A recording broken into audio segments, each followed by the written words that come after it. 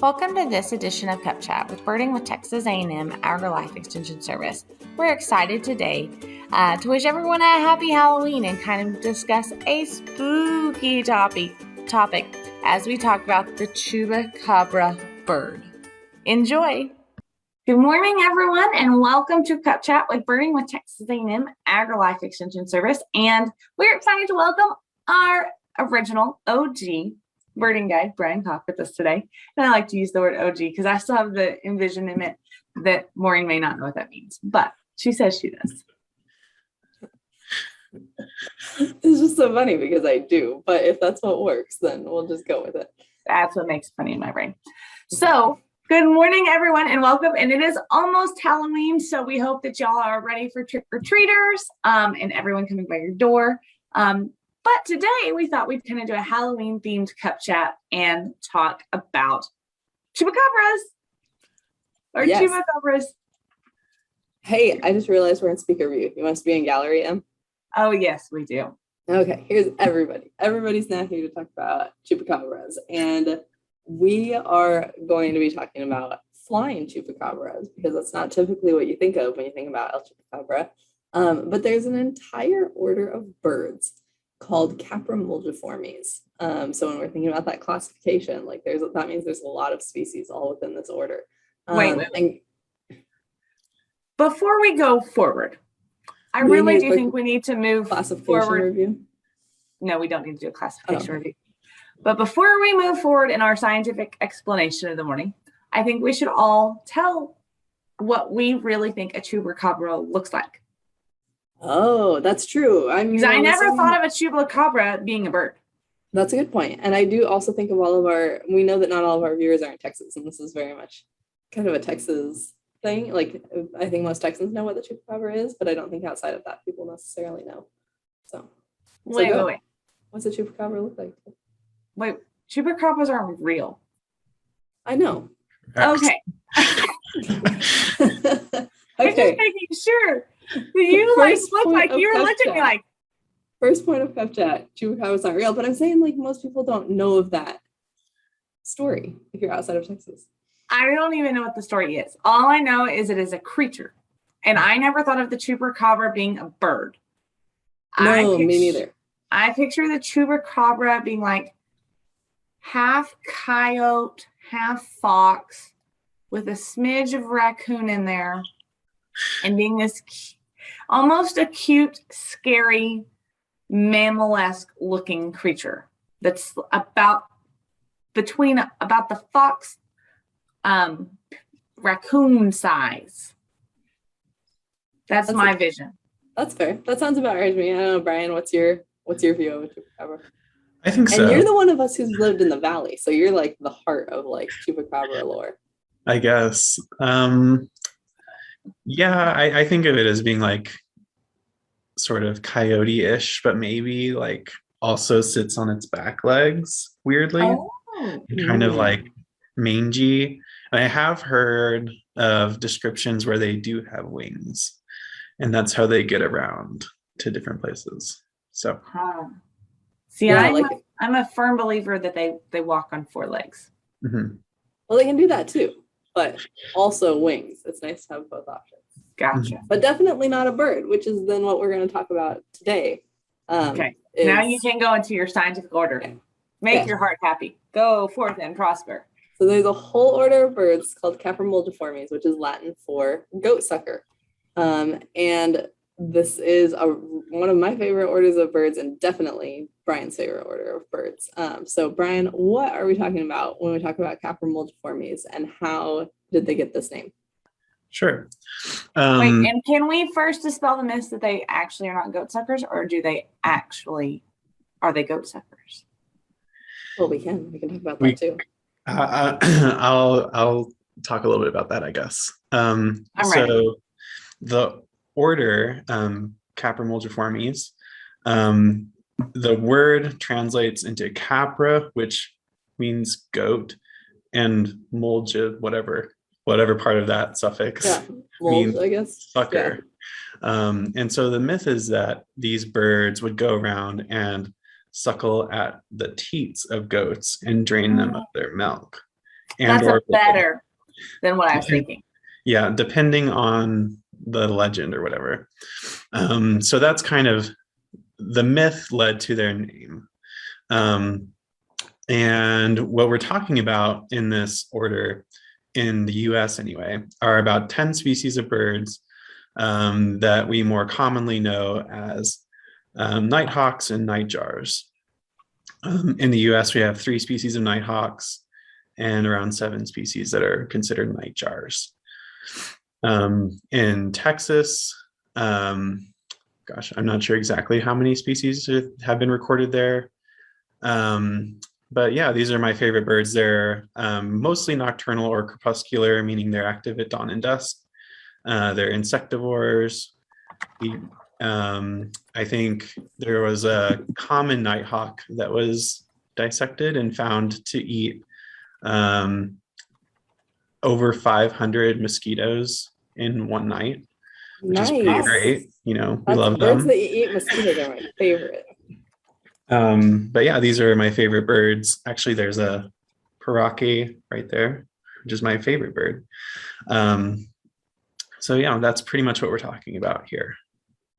And so the other thing that I had heard as far as like the name of them and like the superstition that they were sucking on goats, excuse me, they're unlike a lot of, the vast majority of birds are diurnal.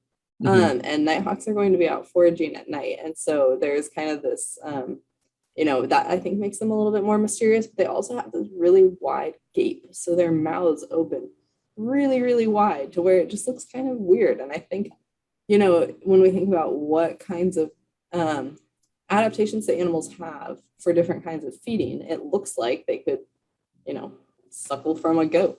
But I will say to them to tie this into the Chupacabra legend, going back to, I didn't finish my thought, that in case everybody doesn't know what that is, the myth of a Chupacabra is that it's kind of like a vampire creature, like it will suck the blood from different animals, including goats. So yes, I purposefully said that Capra multiformes will suck goats dry to make it sound exciting, but the myth with the with nighthawks is that they are sucking the milk dry, not the blood. So if they're not actually sucking goat milk, they're not actually sucking any. What do they actually eat? Insects. So that's like Bryan was saying, like lots and lots and lots and lots of insects, which is wonderful.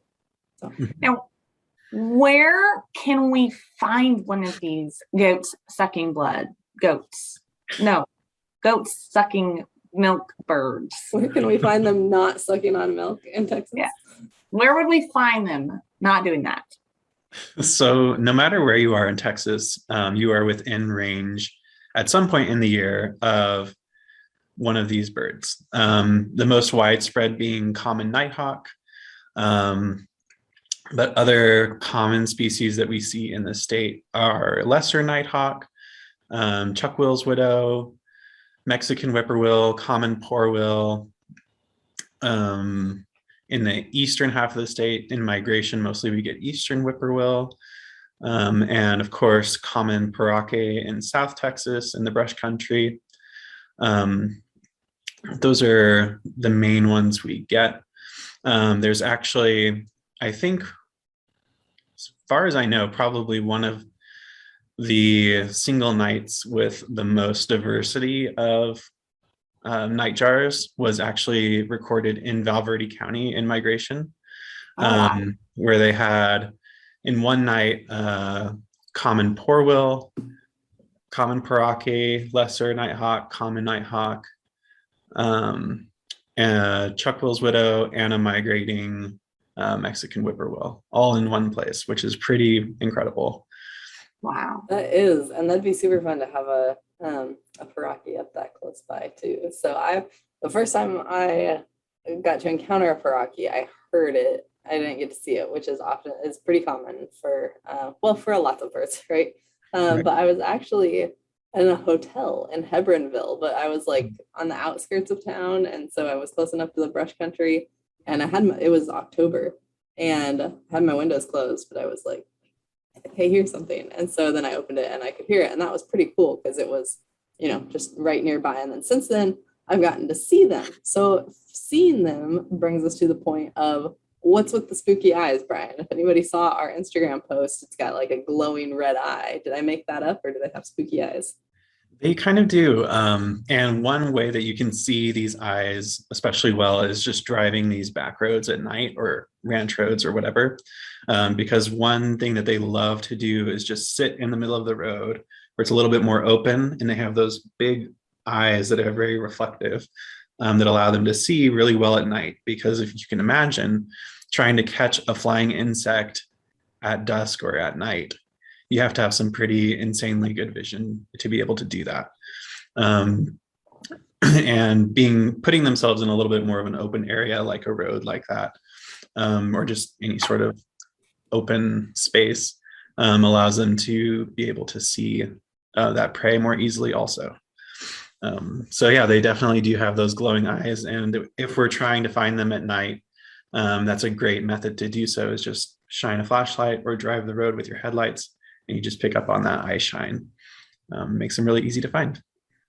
I want to talk a little bit about that eye shine. But you say easy to find. Mm-hmm. How realistic? Okay, so we've been birding a lot together at night, and we've only seen one of these. We've heard lots of them, but we've only technically seen one together. So give me when you say they're easy to find, are they really easy to find? Because I'm calling questionable, or I need to find a different guy. It depends. It depends on the species. It depends on where you are, and it depends on the time of year. So nighthawks are actually a lot easier to find just flying around at dawn and dusk, not sitting in the road necessarily. Whereas like a common porwheel, definitely they love to sit in the road, especially in the part of Texas we're typically in. The other species like Chuck-Will's widow, they're more of a woodland bird, so they're not so much sitting in the road. So it just depends. If you want to just see them and not necessarily just sitting in the road, right on the golf course at 4:00 in front of my parents' house every night, common and lesser nighthawks just going back and forth all over the place. So it just depends, I guess.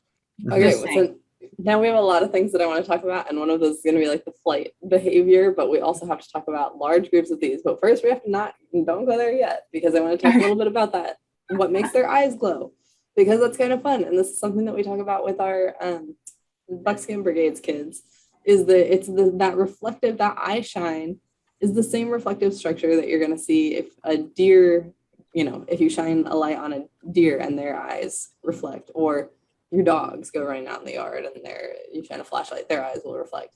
And it's called a tapetum lucidum, and it's basically just a reflective structure that's a great adaptation for animals to be able to see better at night. And like Bryan mentioned too, with the nighthawks, it's not just going to be like night, but dawn and dusk, as you can see those nighthawks going back and forth and catching bugs. Bryan, can you talk real quick about some of the behavior when you see them on the roads? What do they like? They have kind of some cool behaviors, because they're not just necessarily going to sit there, but they're catching insects. Like, they kind of jump up sometimes. Can you talk about that a little bit? Mm-hmm. Yeah, that's one thing that really made me fall in love with the paraque, and sort of makes it my favorite bird, is that foraging behavior. But I'll get to that in just a second. So the most commonly seen of the groups foraging are the nighthawks, and their foraging style is sort of like a swallow, but sort of crepuscular and nocturnal. So they'll be up in the air, flying around, and when they see those insects, they'll chase them down midair with that really wide open gape, like Maureen was talking about. And they have this sort of erratic flight style. Another sort of local name, I guess, for them is the bull bat, which refers to bat, referring to that sort of bat-like flight style, real erratic, and then bull referring to sort of this noise that they make. And so that's the nighthawks. The rest of the nightjars, like the common porwheel and the paraki, they'll sit on the ground and forage from there. So they'll kind of be sitting there watching for insects, and then they'll leap up in the air, maybe 5 to 20 feet up, and then snatch something and then circle around and then come back and sit back down. And the parakis, at least down in the valley and some of the parks there, you can just walk those trails at dusk or at night, and you'll just see them sitting in the trail, and you can just watch them make these little hop foraging loops, I guess, and they're just really cute and adorable, and I love them for that. Yeah, we've seen them at the Welder Wildlife Refuge is where I've seen the most of them, and they'll sit on the roads there, and yeah, if you walk down, and the first time we went, some of the educators down there were like, just wait. We were with a big group, and they're like, they'll go up, and then they're gonna come right back. So it was pretty cool to see. So you know what I like to do? What do you like to do? Interrupt Cup Chat for something fun. Oh, Extra. see, this flashed through my brain. I was like, we dived right into this again, and Emily's gonna be mad because we didn't stop to pause for the fun Halloween related Activity. giveaway. It's okay. Activity. Yeah. But we have quite a few live followers joining us right now. And so what I'm going to do is I want to shout out to everyone joining us live. Thank you for joining us live at 7:30. If you comment that you are joining us, we are going to have a special Halloween birdie giveaway just for our live followers today. So give us a comment. We will pick one winner at the end. So make sure comment now or anytime within the Cup Chat, and we'll be giving away a neat Halloween birdie giveaway. So comment. Okay, now we can go on. Well, and I have to say too that last year at Halloween we had these really cute mugs because we had just done Learn to Bird, and April gave us these adorable little bat mugs. I'm traveling right now, so I totally last week was like, oh, I should use this, but it's at home, so I have my water bottle. Emily looks like she has a travel mug. Brian's got a water bottle. We are not prepared with our mugs for the fact that this is Halloween week, but that's what happens when you travel. So okay, so I want to go off back on target, talking about them being like bull bats. So this year, back in April, we came out of going to Aggie muster at the Civic Center, or not the Civic Center, the Fairplex in Uvalde. And I came out and something flew by, and just the flight behavior. And early in the summer, it had been a while since I had seen a nighthawk. I thought it was a bat. And then I saw all of a sudden there were a bunch of them. And the way they were flying, it truly took me a second. Even though I see nighthawks fairly often, I was like, wait, those look like bats, but they weren't. And there were maybe a dozen nighthawks flying around the parking lot because they like, of course, the insects are attracted to the lights. And so that's something kind of cool, is that you can see common and lesser nighthawks sometimes in a little bit more urban areas because they'll fly into those lights.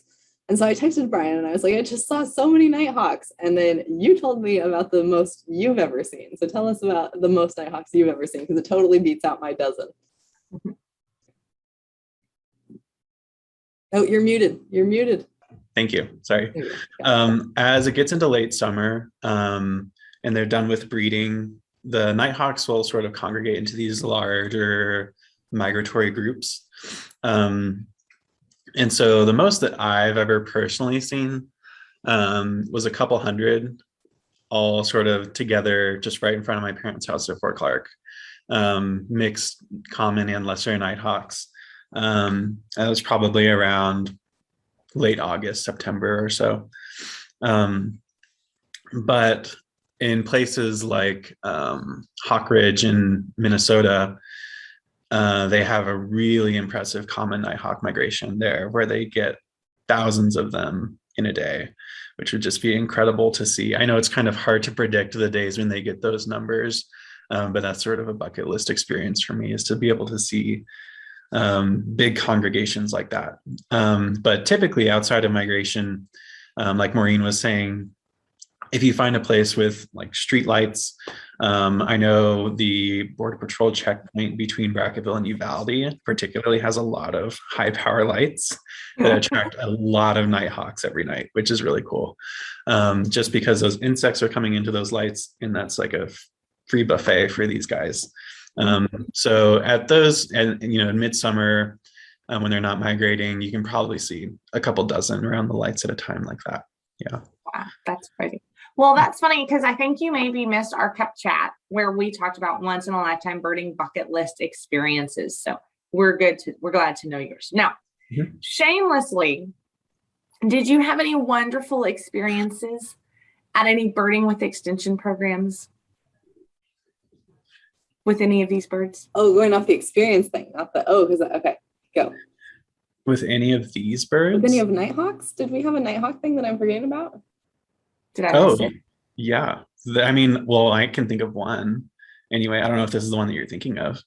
But at Rio Diablo birding camp, as we were making our way up the Chisos Mountains in pitch blackness almost, hiking up for Kalima Warbler, we had a Mexican whippoorwill that we were hearing for a while, and then it flew over the trail and we all got to see it in the flashlight, which was really cool. Just because that one is really hard to see in particular. And at the same time, we had elf owl and western screech owl calling. And later, I guess it was that night, it would have been, right? Or the next night, maybe? I don't know. It was a blur. We had our friend Krista out, and she's a bat biologist, and we got a little mist netting demo. We were attempting to catch some bats, but instead we caught a lesser nighthawk, which was an absolute dream of mine to be able to see one of those guys in the hand. And everyone got a really close look at it, and we got to look at some of the field marks that separate it from common nighthawk. So that was just like an amazing experience for me personally. But in case you want to know, you screamed like a little girl when she pulled it out of the bag. I pulled it out of the bag. She didn't tell me what it was, and I was like, she said, "Oh, pull it out," and I thought it was a bat, and I was like, bare hand? This doesn't feel right. And then I was like, "Oh, it's a bird." Okay. That's fine. And I wasn't there for that. I totally missed that, but I heard about how awesome it was, and I am very jealous of your getting to hold a nighthawk experience. So I like the trust of the biologist. The biologist told me to stick my bare hand in this bag. I don't know that depending on the biologist, that may not always be something you want to do, but we trust Krista. We do trust Krista. Yes. We do trust Krista. I wonder if Krista watches us live. We have lots of live followers, and I have not had a lot of live comments to give away my fun giveaway today. Please, guys, comment so I can give away something cool. It's only every so often that I let her give things away. So you have I have to like really twist Maureen's arm to make it happen. So give us a comment so I can so there's lots of people in the drawing. Okay, but I have a really important topic that we haven't talked about because Emily asked with the nighthawks, because Bryan said they're pretty easy to see, and said yes. But in the picture behind you, Bryan, if we were to find one like that and it's not nighttime, at daytime, where do they go and are they easy to see? Good question. Okay, so this also depends on if you're talking about nighthawks or nightjars. So nightjars, particularly the Parake, the Porwell, are really prone to spending the day on the ground. I've only seen a Parake sitting on a branch or not the ground one time. Nighthawks, lesser nighthawk, common nighthawk will pick a horizontal branch in a tree and just sit sort of really flat on it. And that brown mottled patterning really mimics tree bark. And so they just kind of look like a lump on the branch. All of them extremely difficult to find day roosting, unless you know where they like to set, or if you accidentally flush them as you're hiking through habitat. I have a story of the common Parake down in South Texas, where there are a few places at public parks and refuges where they're known to roost. And so you kind of like stand at that place and you're looking at the understory beneath all this thorn scrub brush. And you just kind of stare at the dirt for a while until you recognize that pattern of their plumage and you're like, okay, there's one.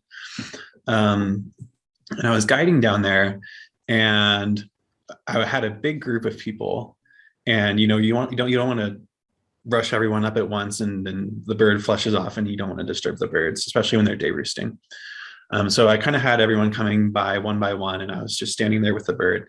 I was giving everyone the directions to find it. Okay, you go from this squiggly branch and you go down to this leaf, and then it's between, and then there it is, and everyone sees it. And I had this one person come up. I gave them the same directions. They're like, I don't see it. I said, okay. And so I gave them different directions, and they said, oh, I don't see it. I was like, okay, I kept trying, was being very patient, trying to get them to see the bird. And eventually I was like, okay. And then so say this was the bird. I was like, it's right there, like 4 inches from my fingertip. And they're like, I don't see it. I was like, I don't know what to do. So they have very impressive camouflage, to say the least. Didn't you post that picture on Facebook at some point or somewhere? I think I've seen that picture. Probably, yeah. I have a couple of pictures of paraques where I just take it wide angle with my cell phone, just like standing up of the dirt, and it's kind of like I spy, trying to find the thing. Yeah. Well, did y'all know at Birding the Border, at Zuberville Ranch, there was a common nighthawk that flew over and circled us and then landed in a branch next to them. Ooh, Dang, that's cool. No one told us this. Stephanie just posted, and she goes, a lot of us got a Digiscope picture. Well, thanks for sharing, Stephanie. Well, that's cool. That's awesome. So I had to pull up my eBird checklist so I could remember which park we were at. But 2 years ago, when we got to go to Rio Grande Valley Festival, Emily and I went down, and I went out to Santa Ana National Wildlife Refuge. There was a paraque, and it was, I guess the guide knew it was one of those common roosting spots. And that was really cool, because I knew that they did that, and I've seen pictures of that, but it's really fun in person to be like, can I follow his directions well enough to figure out where this bird is, because they are just so camouflaged. And that is something that I think is really cool about them, is that ability to just quietly, completely blend in to the surroundings. So yep, absolutely. That's actually where that happened, where the person couldn't find it, was at Santa Ana. Was it Santa Ana? Okay. Yeah. Okay. I like how he's like, well, that's for the person, like not disclosing of the name. I actually I couldn't tell you who it was. It's one of those day trips, but yeah. It was fun. Okay, so everybody, we are drawing up on 8:00. If you haven't commented that you are joining us, I've got a cool prize to give away today. And I may go completely crazy here in a second, just be forewarned, YouTube. So any final thoughts as we continue to talk about these Chupacabra birds as we kind of wrap it up? I have 2 fun facts that I want to share. 2 fun facts, okay. And then I have a Chupacabra fact, so we'll pull it all back together. Okay, and I don't have any fun facts. Okay, but you have free stuff, so yeah, yes. That counts. That's what people really care about anyway. Yeah. So exactly. So one thing I forgot to mention when we were talking about foraging styles, the genus name for the paraque is Nyctidromus, which means night runner, which refers to that sort of foraging behavior of sort of going along the ground, making these short little flights, which I just think is pretty cool. I love when genus names are sort of poetic like that. And the Mexican whippoorwill has been shown that they try to lay their eggs around 10 days before the full moon, so they can time the hatching of the chicks with the full moon, so they are more able to forage for insects and feed their babies better. So that's kind of that is interesting so nesting. Cool.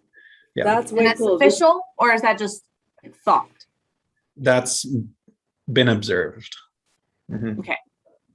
That's cool, because when a few weeks ago, we talked about my dissertation research on eared grebes migrating away from Great Salt Lake. And one of the things we looked at to see, like, when are they migrating? Like, they're not good flyers. Maybe they're more likely to leave on nights with a full moon. And there was like zero relationship between those variables. Like, what did not affect it at all. So that's super cool though, because I mean, being able to forage, and especially for chicks, is really important. So you can see why that would be a good adaptation. Right. No. I think I said also, I just said they lay them 10 days before, but they time it so they hatch 10 days before. Hatch 10 days before. Yeah, that makes that's sense. what I Oh, meant. gotcha.